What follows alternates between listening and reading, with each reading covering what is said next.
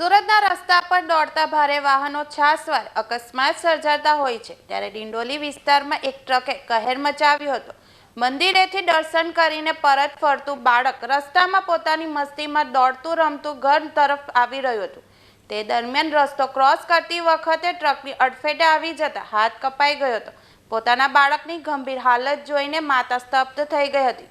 ડિંડોલી વિસ્તારમાં 5 વર્ષીય બાળકને ટ્રકે અડફેટે લીધો હતો। બાળકનું નામ ગૌરવ જ્ઞાન હોવાનું સામે આવ્યું છે।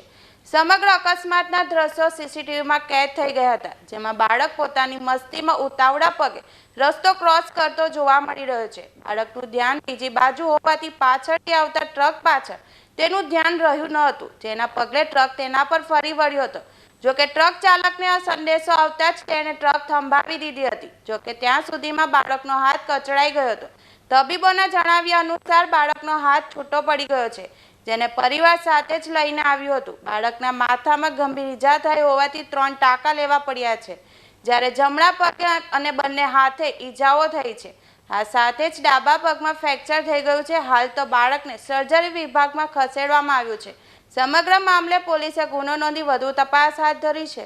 આજરોજ ડિંડોલીના હરિનગર સોસાયટી પાસે લગભગ 8:45ની આસપાસ એક નાનું બાળક મંદિરમાં દર્શન કરીને પરત ફરતું હતું, રોડ ક્રોસ કરવા ગયું અને એ દરમિયાન એક આઈસર સાથે તેની અથડામણ થઈ હતી, જેમાં આઈસર હેઠળ એનો હાથ આવી જતાં એનો હાથ કપાઈ ગયો હતો અને હાલમાં સારવાર અર્થે એ બાળકને સિવિલ હોસ્પિટલમાં લઈ જવામાં આવેલ છે।